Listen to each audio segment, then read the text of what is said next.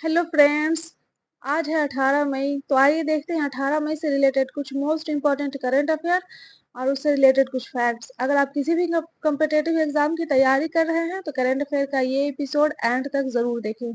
और अगर आप चैनल पे नए हैं तो चैनल को सब्सक्राइब कर लीजिएगा। तो आइए शुरू करते हैं आज का सवाल। सवाल नंबर 1 है, हाल ही में भारत और किस देश के मध्य अभ्यास तर्कश 2024 शुरू हुआ है? ऑप्शन ए है चीन, ऑप्शन बी है इंग्लैंड, ऑप्शन सी है अमेरिका या ऑप्शन डी है जापान। सही जवाब है ऑप्शन सी, अमेरिका। हाल ही में भारत और अमेरिका के मध्य अभ्यास तर्कश का आयोजन कोलकाता के पश्चिम बंगाल में हुआ है और यह इसका 7वां संस्करण है। और इसका उद्देश्य आतंकवादियों द्वारा ले जा रहे रासायनिक हथियारों को निष्क्रिय करना है। और इसकी शुरुआत 2018 में हुआ था और 2023 में इसका छठा संस्करण चेन्नई तमिलनाडु में हुआ था। आइए देखते हैं अगला नंबर सवाल। सवाल नंबर 2 है, हाल ही में चर्चा में रहा रॉबर्ट फीको किस देश के प्रधानमंत्री हैं? ऑप्शन ए है ऑस्ट्रेलिया, ऑप्शन बी है जापान, ऑप्शन सी है न्यूजीलैंड या ऑप्शन डी है स्लोवाकिया। सही जवाब है ऑप्शन डी, स्लोवाकिया। हाल ही में स्लोवाकिया के प्रधानमंत्री रॉबर्ट फीको पर राजधानी ब्रतिस्लावा के हैंडलोवा शहर में हमला किया गया था और हमले में प्रधानमंत्री रॉबर्ट फीको को गंभीर रूप से घायल हो गए। रॉबर्ट फीको 2023 से स्लोवाकिया के प्रधानमंत्री हैं। इससे पहले रॉबर्ट फीको 2006 से 2010 और 2012 से 2018 तक भी स्लोवाकिया के प्रधानमंत्री रहे थे। और स्लोवाकिया यूरोपीय संघ और नाटो का सदस्य देश है। आइए देखते हैं अगला नंबर सवाल। सवाल नंबर 3 है, हाल ही में किस देश ने दुनिया का पहला 6G डिवाइस लॉन्च किया है? ऑप्शन ए है जापान, ऑप्शन बी है भारत, ऑप्शन सी है श्रीलंका या ऑप्शन डी है चीन। सही जवाब है ऑप्शन ए, जापान। हाल ही में दुनिया के पहले 6G डिवाइस का प्रोटोटाइप जापान में पेश किया है और यह 5G की तुलना में 20 गुना तेजी से काम करता है। और यह डिवाइस 300 फीट तक के एरिया को कवर करने में सक्षम है। और इस खास तरह के डिवाइस को कई कंपनियों ने मिलकर तैयार किया है। आइए देखते हैं अगला नंबर सवाल। सवाल नंबर 4 है, हाल ही में बिम्स्टेक की तीसरी EPG बैठक कहाँ आयोजित हुई है? ऑप्शन ए है न्यू दिल्ली, ऑप्शन बी है काठमांडू, ऑप्शन सी है ढाका या ऑप्शन डी है कोलंबो। सही जवाब है ऑप्शन सी, ढाका।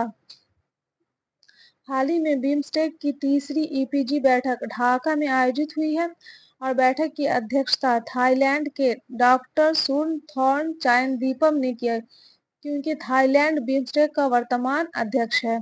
और बिम्स्टेक का फुल फॉर्म होता है bay of Bengal initiative for multi sectoral technical and economic cooperation. और बिम्स्टेक में 7 सदस्य देश हैं, बांग्लादेश, भूटान, इंडिया, म्यांमार, नेपाल, श्रीलंका और थाईलैंड। आइए देखते हैं अगला नंबर सवाल। सवाल नंबर 5 है, हाल ही में भारत की सबसे बड़ी कौशल प्रतियोगिता इंडिया स्किल 2024 में बिहार के कितने युवा प्रतिभागी ने भाग लिया है?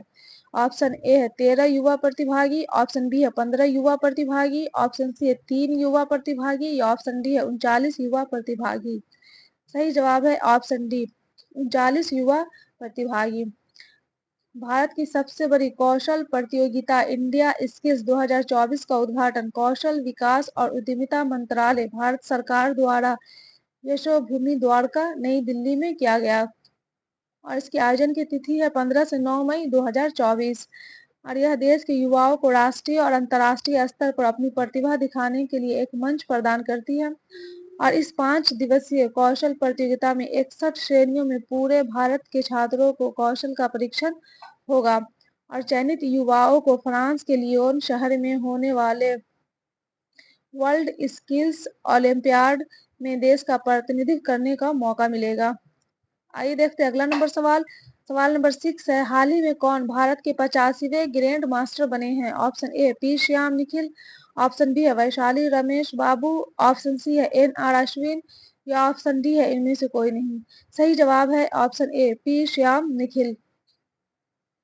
हाल ही में तमिलनाडु के पी श्याम निखिल भारत के 85वें ग्रैंड मास्टर बने हैं और उन्होंने यह उपलब्धि दुबई में 12 मई 2024 को दुबई पुलिस मास्टर 2024 को जीतकर हासिल किया है।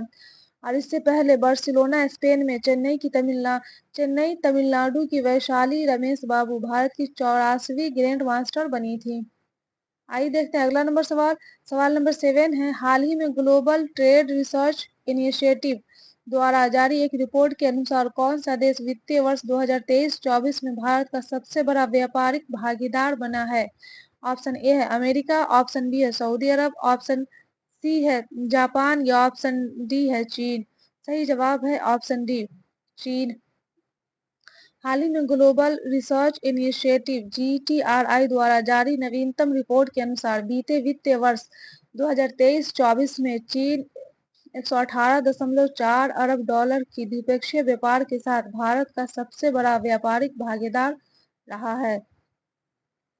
इससे पहले 2021-22 और 2022-23 में अमेरिका शीर्ष पर था, किंतु अब भारत के साथ व्यापार के मामले में चीन ने अमेरिका को पीछे छोड़ दिया है और वर्तमान में भारत के 3 सबसे बड़े व्यापारिक भागीदार देश हैं, चीन, अमेरिका और संयुक्त अरब अमीरात। आइए देखते हैं अगला नंबर सवाल। सवाल नंबर 8 है, हाल ही में चर्चा में रहा इग्ला एस क्या है? ऑप्शन ए है संचार तकनीक, ऑप्शन बी है वैक्सीन, ऑप्शन सी है रक्षा प्रणाली या ऑप्शन डी इनमें से कोई नहीं। सही जवाब है ऑप्शन सी, रक्षा प्रणाली। इग्ला एस मानव पोर्टेबल वायु रक्षा प्रणाली है और इसे रूस द्वारा विकसित किया गया है।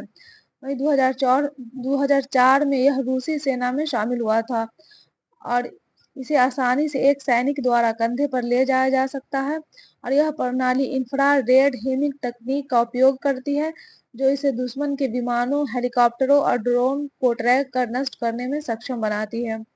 आइए देखते हैं अगला नंबर सवाल।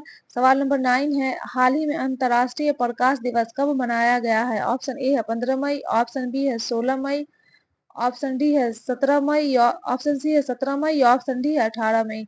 सही जवाब है ऑप्शन सी, 16 मई। हर साल 16 मई को अंतर्राष्ट्रीय प्रकाश दिवस मनाया जाता है और यह दिवस अमेरिकी वैज्ञानिक थियोडोर मेनन ने 16 मई 1960 को लेजर का सफल परीक्षण किया था, इसलिए 16 मई को अंतर्राष्ट्रीय प्रकाश दिवस मनाया जाता है। और लेजर का फुल फॉर्म होता है light amplification by stimulated emission of radiation.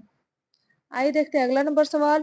सवाल नंबर 10 है, हाल ही में भारत के प्रसिद्ध खिलाड़ी सुनील छेत्री ने संन्यास की घोषणा की है। सुनील छेत्री किस खेल से संबंधित है? ऑप्शन ए है बेसबॉल, ऑप्शन बी है वॉलीबॉल, ऑप्शन सी है फुटबॉल या ऑप्शन डी है बास्केटबॉल। सही जवाब है option C, football. Sunil Chhetri ने अपने अंतर्राष्ट्रीय करियर की शुरुआत साल 2005 में पाकिस्तान के खिलाफ की थी और सुनील छेत्री ने अपने करियर में कुल 94 गोल किए हैं और अंतर्राष्ट्रीय स्तर पर सर्वाधिक गोल करने के मामले में ये चौथे स्थान पर हैं। सुनील छेत्री सिकंदराबाद, आंध्र प्रदेश के रहने वाले हैं और सुनील छेत्री को 2009 में पद्मश्री अवार्ड, 2021 में मेजर ध्यानचंद खेल रत्न पुरस्कार और 2011 में अर्जुन पुरस्कार मिल चुका है। यह था करंट अफेयर का एपिसोड। अगर आपको एपिसोड अच्छा लगा हो तो एपिसोड को लाइक कर दीजिएगा और चैनल को सब्सक्राइब कर दीजिएगा। और अगर आप इस एपिसोड का पीडीएफ चाहते हैं तो आप हमारे टेलीग्राम चैनल को ज्वाइन कर सकते हैं। टेलीग्राम का लिंक डिस्क्रिप्शन में मिल जाएगा और अपने दोस्तों के साथ शेयर भी कर दीजिएगा। Best of luck.